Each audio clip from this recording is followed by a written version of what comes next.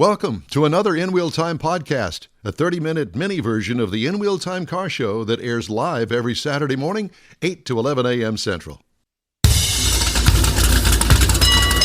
Howdy, it's the In Wheel Time car talk show. Coming up, Richard Tomlin from Apex Auto Works joins us to talk about the Pikes Peak Hill Climb and the new Apex race team.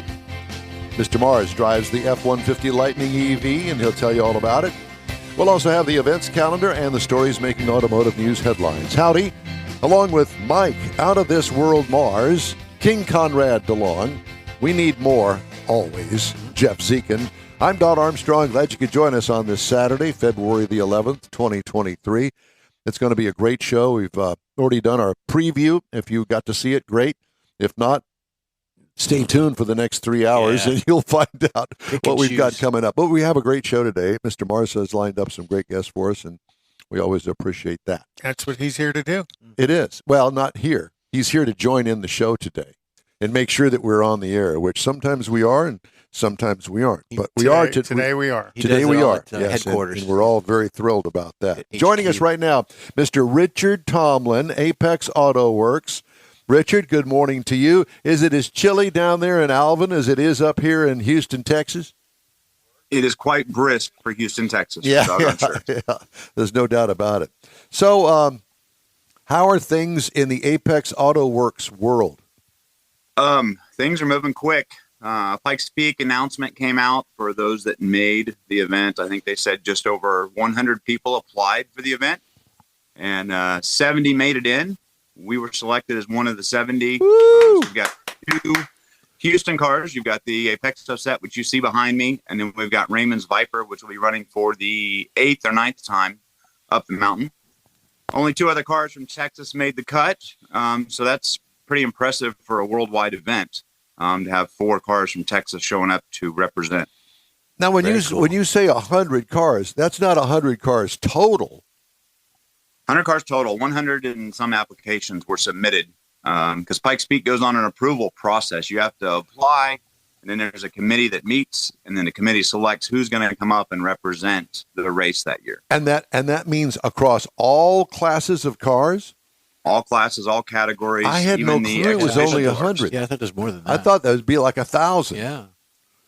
Well, I think part of that is some of the challenges. The Pikes Peak wants to make sure that you're serious, is what they say. So you're required to pay your full entry fee up front with the application process. May I ask how much the entry fee is? I want to say it's around $5,000. It starts in November. So November, you're sending them a check for $5,000 that a race that will happen in June of the following year. Yikes! So it's not for everybody. I was going to say that's quite a commitment. Do they allow spectators? Oh yeah, huge spectator event. Really big spectator event. Actually, it's the one day of the year you are allowed to camp on Pikes Peak Mountain. Oh boy! Is the day of the race, the night before the race. So let me ask you this. Let's get back to the entry fee. So you send your $5,000 in. That's just to have the committee review you, or are you already in the race at that time? No. So that is just with the application. Okay. That's the application fee? Yeah. Well, if you're yeah, it's entry fee and application fee. Yeah, once you're actually accepted, your entry fee is paid. If you're not accepted, your entry fee is refunded. Okay. Sure. Yeah. Yeah. That makes a lot more sense. Don't you officiate? Aren't you some type of official for this event? I do. I'm on the selection committee with them, and I am the one of the technical directors with them as well. A team of 6 for that. So quite involved with Pikes Peak. Do a lot of things. You do vehicle inspections for the safety side of things? Yeah, I focus mainly on the roll cage structure, all of our safety belts, fire systems, working on some new stuff with oxygen.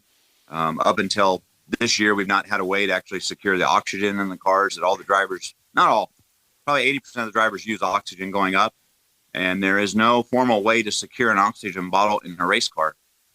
So we've started working with a company called Lifeline. They make fire systems, and we're having a aluminum bracket made that will secure an oxygen bottle to a roll cage because 99% of all the cars have a roll cage, but not all have a tubular roll cage. Some of them are actual carbon fiber monocoque, but it will allow us to secure oxygen bottles in the cars, whereas in the past it's been you do what you can to secure it the best you can, you go race. So we'll have a formal process. Is there something different between an oxygen bottle that they use in the race cars as opposed to, say, for instance, a fire extinguisher? Aren't they kind of close to the same size? It's a size issue. It's a size issue on the way that they're made, and that's all we're really doing. Is Listen, it's always a size issue. Always. Right. That's what they keep telling me. I know. I get it. I get it. Yeah. I will say though that I am very, very happy, Don, that you were willing to come watch the race cars for us to have the in-wheel time name fly on all the race cars this year. So absolutely, that is going to be great. Yep. Listen, I'm really good at washing cars. I can tell you that, especially tires and wheels. I'm a tires and wheels kind of guy. All right. Let me ask you, how many classes of cars, trucks, whatever it is, that go up the mountain that are entered into the race? Right now, there are 7 classes total.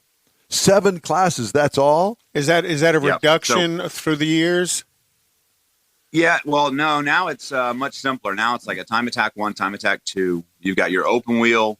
You've got Pikes Peak Open, and then you've got Exhibition, and then you've got the Porsche. I call it the Porsche Cup. It's actually the Cayman GT4 class that Porsche comes out and supports. I think they had 13 cars last year, 11 or 13 cars. Oh, wow. So obviously they've got an EV class.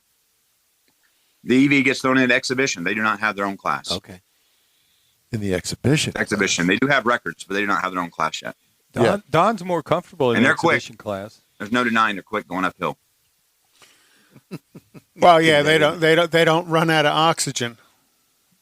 Yeah, it's interesting with that amount of weight how fast they can still be climbing.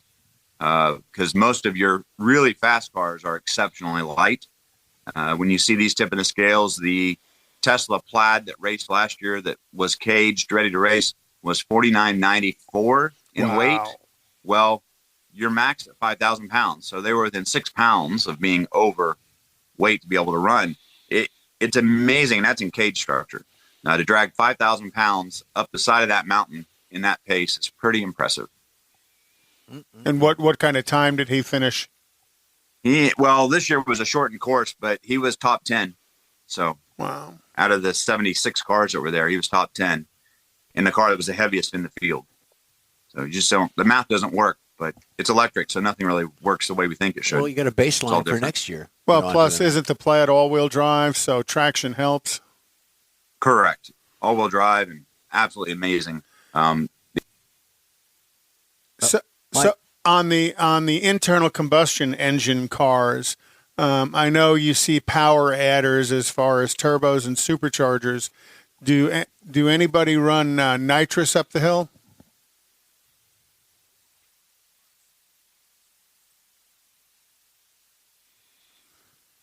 Okay, we've lost Richard. So the internet dropped for some reason. The what did? The internet dropped. There he is. We got you back. So I'll ask the question again on the internal combustion engines. I know turbo and supercharging are some of the power adders. Are there also people that are running nitrous up the hill? There have been people in the past that have run nitrous. I don't see that much anymore. A lot of the cars on alcohol, methanol, oxygenated fuels. Some of you guys may know Jess Hewitt. Looks like Jess Hewitt's going to be working with us with the Unical Racing Fuels for the oxygenated fuel for us this year.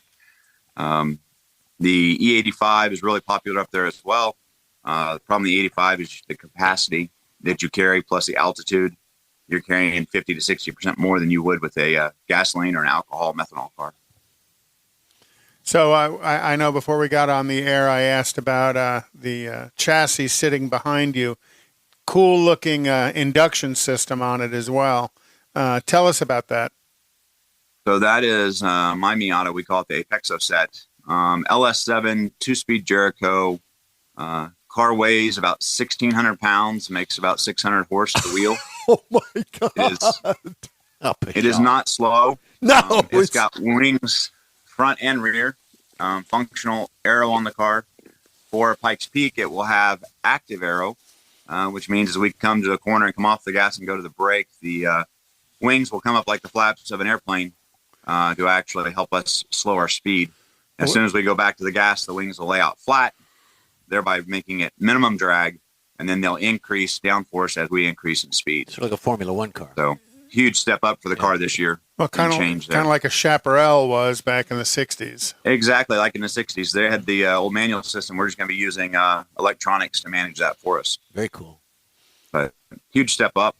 I'm pretty excited to actually have that on the car and have it working, especially in a place like Pikes Peak where you can get a lot of time going into each corner. Is there a pits where all of the cars pit and refuel? Yeah, so it's actually, the pits is just before the actual race start. That's where everybody lines up pit-wise. Yeah. You have everybody park their trailers, trucks, and cars down at the bottom. They call it a Cascade Lake. There's a spot back there by the gas pumps where everybody's required to park trucks and trailers. And that all happens Friday before the race. Load all the cars in. Everybody parks their stuff overnight. And then you head back to the hotel. They have on-site security. You come back the next morning. Your race car's sitting out in the parking lot. Get everybody fired up, warmed up, and hopefully the weather holds out, and away we go. Have you had any snow events during any of these hill climbs? Oh yeah, plenty. And that's part of the reason that it's been cut down in number of cars. There's a window of about 12 to 1:30 that the weather just goes chaotic at the top of the mountain. They've had guys make as many as 3 to 4 reruns trying to get actually up the hill. There's video of one guy that's on such 1-inch size hail on the road. It was like marbles. He literally could not move because the marbles were just sliding him off the road. Mother Nature is really brutal at 14,000 feet. Wow. The wind changes and all of a sudden you got snow and hail. So where can we watch the event? Is it streaming on a particular platform? Yeah, so it streams on Mobile One. Mobile One pays for the stream every year. There's a couple, I don't remember the name. There's a helicopter company. They do a live broadcast all from helicopter. There's a couple local radio stations that do commentary for it. And, of course, all that can be found on a Pikes Peak International Hill Climb site. But the Mobile One really does a good job. Tanner Faust is usually on there doing announcing. Of course, he races the event as well. So he knows a good bit about it and can carry on a real conversation driving-wise versus some of the announcers I've had in the past. Mm-hmm. And this event is when? June 25th. So end of May, we'll start staying in Colorado. You practice basically weekends up until the event and try and sleep during the week. Get the car ready, show up and then actually race and make everybody happy. So outside of the race and practice, that is a road that goes up to the top of Pikes Peak that people can drive their cars up there. Yeah, and if you show up on your summer vacation in June, you really won't even know that we are there except for the hay bales beside the road and the banners, because all of our practice, all of our racing is done in the morning. So I'll start at 1:30 in the morning being ready at the gate to enter the park. And then as soon as the sun shows up, about 5:25 there, we start launching cars. And the cars run until 8 o'clock, 8:15. We shut everything down. Everybody's got to be off the mountain by 9 a.m., which is when the national park opens. We're rolling out as the tourists start rolling in. So we really only close the park for one day a year, and that's for our race on Saturday, June 25th. And no motorcycles, correct? No motorcycles currently, and they tell me it's not coming back. I think there's so much history in it. I wouldn't mind seeing that happen again, even if it was an exhibition. There's just so much talent in the bike world, and those things are fast. Is it just because of a safety issue? They've had some legal issues with riders that have passed that are sponsored or were sponsored riders, and I'm not sure of all the legal implications, but too many fatalities on the bike. You crash the bike at Pikes Peak, it's not a good day. Let's get away with it. Let's change the subject for a minute, and let's talk about the Apex Auto Works race team. Yeah, so we're doing a little more service this year than we are building cars for people. We are working on 2 cars that will be stationed in Mexico full-time, and the intent is to start basically selling that adventure. For the people that wanted to go race either in Mexico with La Carrera or the Chihuahua Express, the Chihuahua, they'll be able to contact us and basically purchase a package. They can hop on a plane, fly in, and live the life. We'll provide them a amazing car and go race it, come back with book videos, bring a couple friends with you. and be a rock star for a weekend or a week, depending on which race you do. Wow, very cool. And obviously, you have discovered that there is a want and need in that particular category. In just announcing it, I think we've had 5 people reach out to us already. Oh, cool. So we are, and I'm pretty small in announcing. Like most of my news comes through you guys or Facebook, and we haven't really put anything out on Facebook. Mars and I were just talking about it, and it's interesting how word travels fast when it's something that people want. Well, it doesn't surprise me. I think that, I look at guys that can afford Ferraris, Lamborghinis, all of the high-end supercars. Right. And I was not aware. I did a story, a magazine article on a particular, I guess it was a Lamborghini. Was it a Lamborghini? It was a Lamborghini. And I went up to the Lamborghini store and talked to the guy that ran the store. And I said, so who are these guys? He said, well, they're well-to-do, very successful business people, and they're into cars. Because he had a whole string of really, really nice, very streetable things like Shelby GT500s on the showroom floor. He says, oh, yeah, that one over there's got 1,200 miles on it. What? Yeah, they'll drive them for a while, and, they have their fun with them and then trade them in and for something else or a step up to another model car that's higher, faster, all that sort of thing. And it's just a different mindset that I'm not familiar with, but these guys have the money. John, you hit the nail on the head with the whole buying and selling, and that's kind of the point with the race cars is they don't want to take the time to build a race car to go do the event. So they want to show up and do the event and not mess with the car. So we're basically going to build 2 cars that share the exact same components. So we've got an easy spares package, stuff that we know real well. Looks like it's going to be a 327 with a Muncie 21 behind it, 4 9-inch rear end. Very, very simple, very clean cut car. Looking at 67, 68 Camaro at this point, body-wise. So just hop in, go live the dream. And to me, on the other end of that scale that you're talking about with the Lamborghinis, there's somebody like me. I can't afford a Lamborghini, but now I don't know what his package is going to cost, but it would be something I'll bet I could save up enough money to eventually to at least do it once. Would you like to take your 1985 Chevy C10 pickup truck down there with the 6-cylinder and give it a shot? No, I want to go down there and get in his car that's built for that. In a race car. And then I want to leave afterwards. I don't want to have to tow it back home and worry about I broke it. Yep. If I break it, it's his fault. Right. He gets to smile about it, fix it later. That's right. Be okay. Or you can take and what it do to you Pikes do? Peak. Do you drag the car back here after the event? No, we've made a couple trips to Mexico already looking at places to rent. So we would actually have a small shop down there, and we would have staff there that would maintain the cars. We've got a couple American customers who have their own cars that want to store them in Mexico as well. And that hub would be in Chihuahua. And we would have their 4 cars stored plus our 2 and just work and maintain those 6 cars and any other builds that come through. You just about have to because you wouldn't know when somebody would be available. I mean, like me, might go down there on a Tuesday, Wednesday, Thursday time thing, but I can't go on a weekend. So you'd have to have it down there all the time to make use of it. I'm thinking this is a good thing. He's thinking. He's thinking. Oh, boy. Wow. He's already saving up some money. Yeah, I can tell. Yeah, no, it's good fun. So you got any customer cars in the shop today? Biggest one I've got is the Falcon. Falcon's getting ready to go. The 73 Ford Falcon XP GT 351 is about to leave. We're going to put it out as soon as it warms up a little bit. Put it on a trailer, take it to the house. Really 2002 BMW, ready for paint. Nothing major right now. Nothing Challenger major. in pieces. So now nothing good. So this would be a good time for me to bring my C5 Corvette down there and have you look at the clutch. We'll keep saying, bring that on, hang on down here. I know. I keep teasing you with it. We did get some feedback from Galveston, so we have not received a no from Galveston yet on the road race down there. So we're looking at the airport and then a street circuit. Beeville, we're locked into possibility of 3 dates. I'll have a news for you on that in the next 2 weeks. And this will be our vintage kind of car event like Grossbeck Grand Prix. We'll operate it under the same name. But it won't One actually be in. Yeah, it's not going to be in Grossbeck though. No, it won't be in Grossbeck, but we're going to keep the name because that's what the flavor of the event, the style of the event that we want. The attraction, yeah. Well, Very Richard, good. Richard, I hate to have to let you go, but we've got to move on. We got a car review to do, and Mars is chomping at the bit to do it.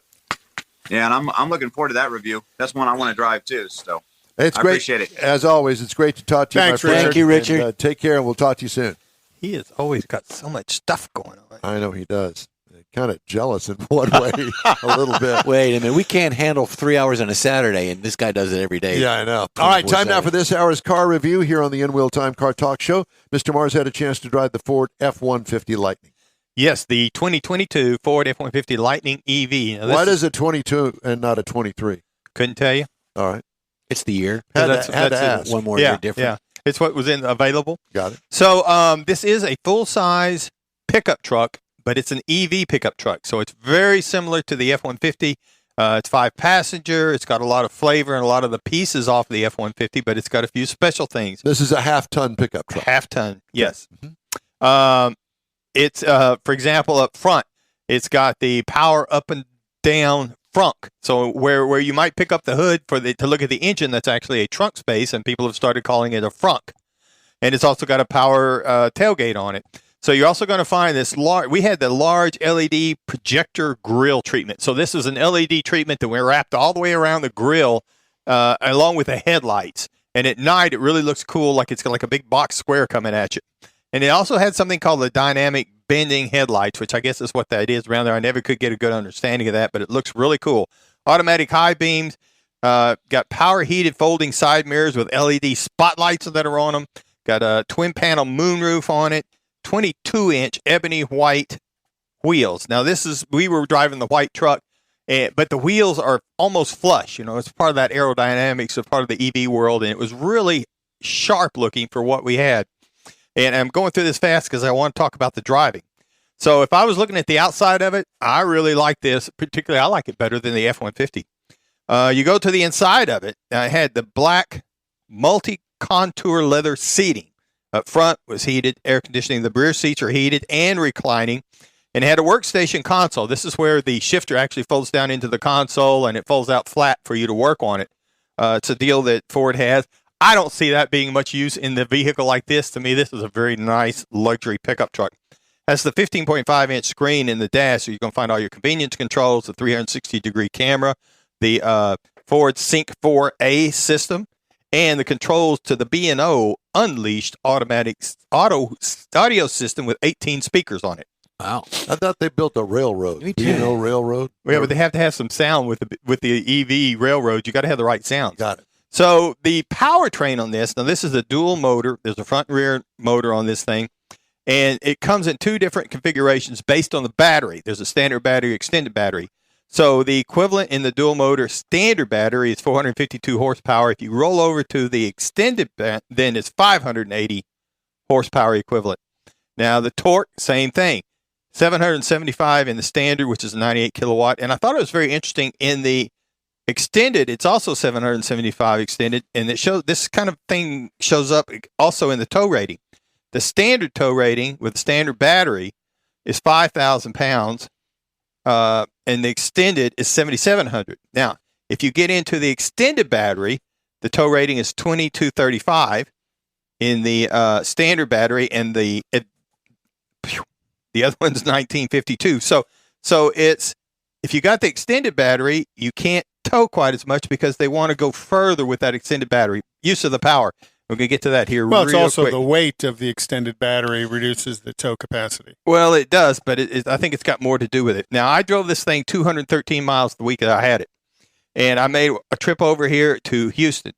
And as far as out on the highway, the handling, the drive, it was great. I mean, this thing cruised. It's quiet. It got a little bit of road noise that was kind of, I thought they could do better with by the EV. The motor is quiet. Everything's quiet. I really liked driving this vehicle. It handles really well, too. But now, I drove it, and I had a range. I started with a range of 237 miles range, and that was a 90% capacity of the 300. So I drove it 75.7 actual miles traveled, and I drove it like I normally drive. I used 132 miles of range to do that. Now, I did have to get it charged before I could get back to home because I didn't have enough range at that capacity. So your fat foot ate up some range. Well, my fat foot, the audio, the air conditioning, everything else. I mean, I drove it like I normally drive.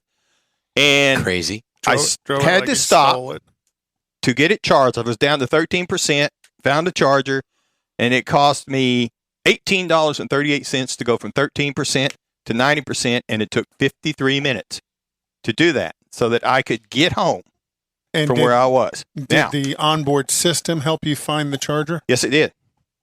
And I was looking for one that wasn't quite so far off the freeway. There were some closer. But I took that, and I took off my shoes so I could calculate this. To go the 300 miles travel that it says this vehicle can do on a charge, using this as an example, the way I drive, I would use up 528 miles worth of range power. That means I would have to stop and charge this thing 3 times to go that full 300 miles the way I drive, based on this example.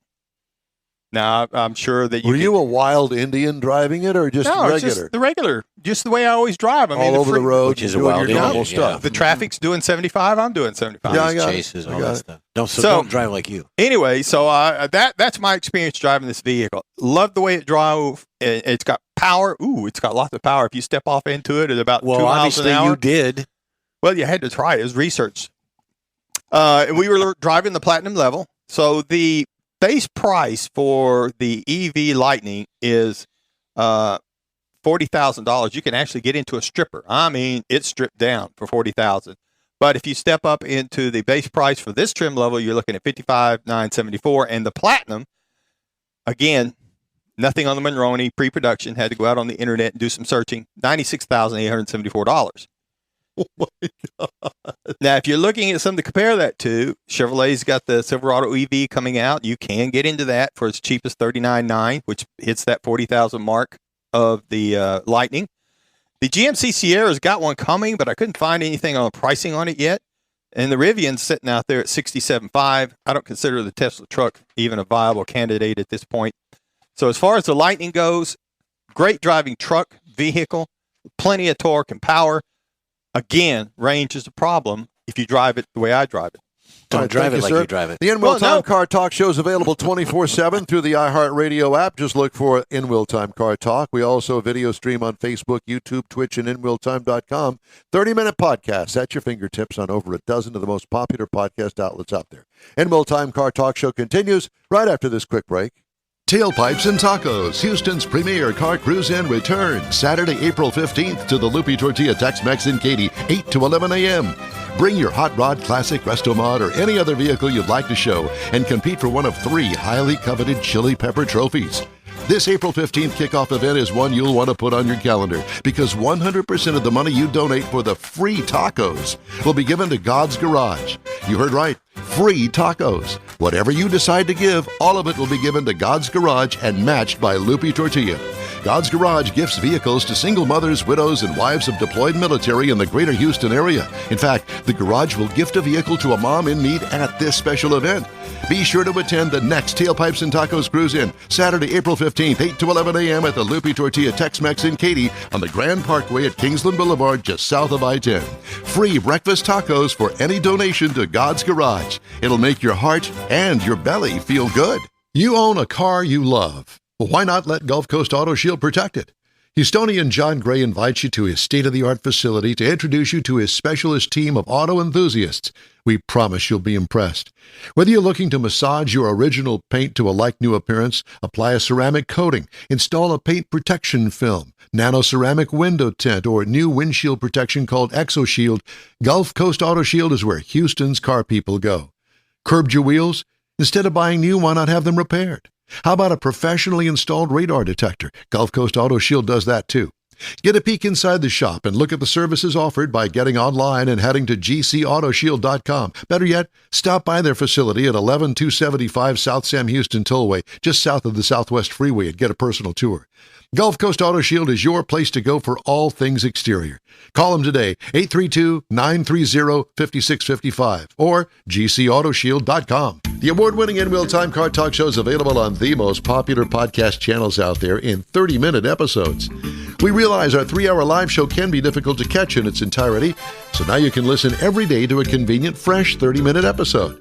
Check us out on Apple Podcasts, Spotify, Google Podcasts, Amazon Music, and Audible, along with a dozen more. In Wheel Time has the most informative automotive guest interviews and new car reviews, along with popular features including Conrad's Car Clinic and This Week in Auto History, along with automotive news headlines. Our live broadcast airs every Saturday, 8 to 11 Central on InWheelTime.com, the iHeart app, and on YouTube. Be sure to say hello when we're broadcasting from the Tailpipes and Tacos Cruise In, Autorama, and the Houston Auto Show, among others. Now, it's easier than ever to hear about all things automotive all week long. You're invited to join fellow car enthusiasts in becoming part of the ever-growing In Wheel Time Car Talk family. Don't forget those 30-minute podcast episodes on your favorite podcast channel. That's it for this podcast episode of the In Wheel Time Car Show. I'm Don Armstrong, inviting you to join us for our live show every Saturday morning, 8 to 11 a.m. Central on Facebook, YouTube, Twitch, and our InWheelTime.com website. Podcasts are available on Apple Podcasts, Spotify, Stitcher, iHeart Podcast, Podcast Addict, TuneIn, Pandora, and Amazon Music. Keep listening, and we'll see you soon.